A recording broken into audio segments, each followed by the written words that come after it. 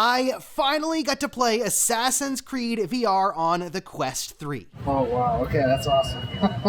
What is up, Questers? Today we're talking about Assassin's Creed VR. I got my hands on it finally, and I'll be honest, it kind of blew me away. And we just got a brand new gameplay trailer, plus a release date of November 16th. Unfortunately, I didn't get to record in-game footage of my time with Assassin's Creed VR and the Quest 3, but we'll use this gameplay trailer as an example because it's a really good collection of clips that showcases a lot of gameplay mechanics. First of all, the Quest 3 is beautiful. It really makes this game pop and look fantastic. If you want to know more about my experience with the Quest 3, I'll put a link in the description for the video I just released the other day. But when it comes specifically to Assassin's Creed VR, I saw the game in the library of the demo unit and I nearly had a heart attack. I had to play it. You actually start off the experience in the Animus and you pick from different chapters. I picked a later chapter where I played as Ezio, my actual all-time favorite assassin and one of my favorite video game characters of all time. When you load into the game in the Quest 3, you're greeted in this level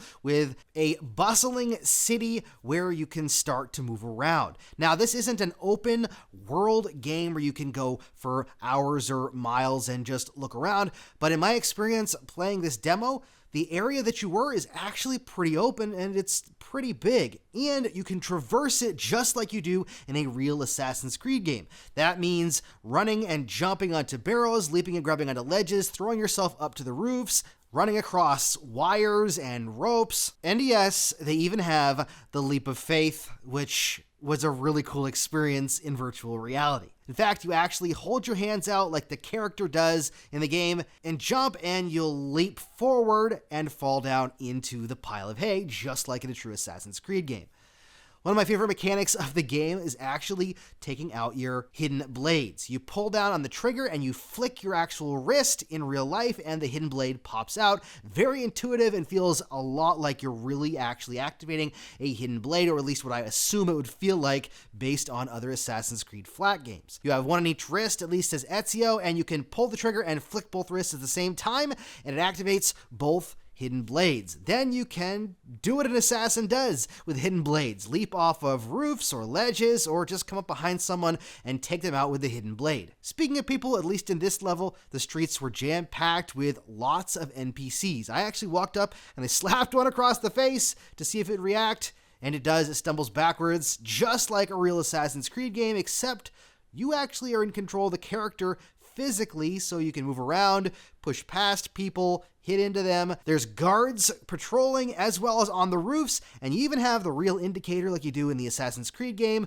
with the assassin symbol that fills yellow and then turns red when you're seen. Hidden blades are not the only weapon that you have. You've got Ezio's special sword on your side, as well as later on in the level that I played, you actually gain a crossbow that actually reloaded and functioned really well. By far, my favorite part of my time with the demo, though, is the parkour. I was very worried about how the parkour would actually feel in this game. Like, would it feel intuitive? Would it move smoothly? Because in the game, you're moving pretty quickly and pretty smoothly, and it actually is really intuitive. As you're moving and you're running, you do exactly the same thing as you do in the real game. You're going to hold down the button and push in the direction and leap from barrel to barrel or ledge to ledge. You grab on and throw yourself up. When you walk across a thin beam or a rope, it intuitively kind of guides you across so that you can't fall off on accident, which at least I didn't push off the side, so maybe you can fall off on accident, but it definitely guides you a little bit just like in the game, so you don't have to try to stay exactly on center of the rope that you're running across. I snuck up behind a guard with my sword and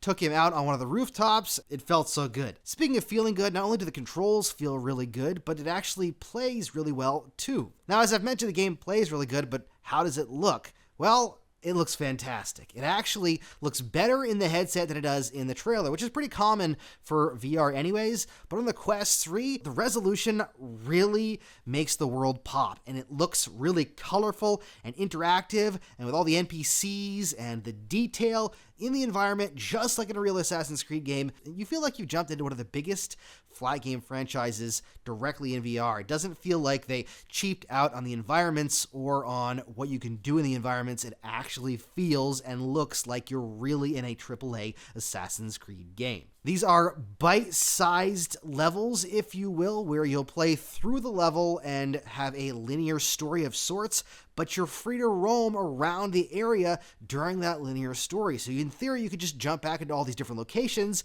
and play as many times as you want and just parkour or kind of run around. It's not timed. So like it'll give you a mission icon just like in the game, but you can choose to go to that mission point or you can choose to move around inside of the open area.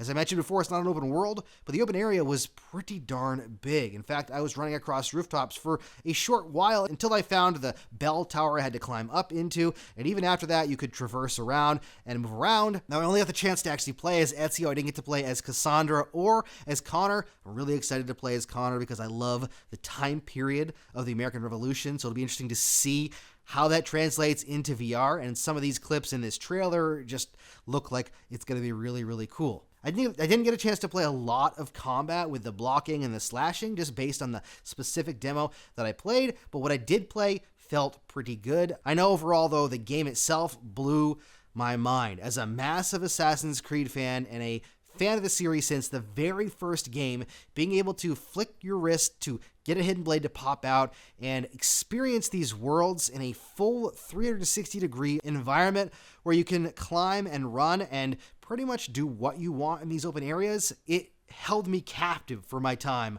with it on the Quest 3. And when I talk about parkour and actually being able to traverse, it's natural. It actually feels good. Like you see the side of a building and you can grab onto every ledge or lip of a window or whatever. In fact, you can grab onto the little stones in the sides of the building if you need to boost yourself up.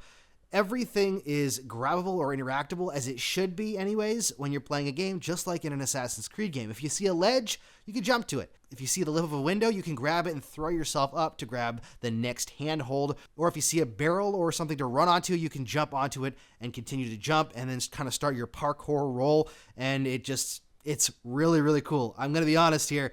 This is the one game I'm now looking forward to the most on the Quest. I was a little bit wary of it, but on Quest 3, November 16th, I will be getting this game and playing the crap out of it until I beat it, and then going back and probably playing it again. I cannot wait to see nighttime environments, because based on my time with the Quest 3 and the lighting effects and the way that they have post-processing, this is going to look fantastic in some of these night scenes, and with the water scenes, it just...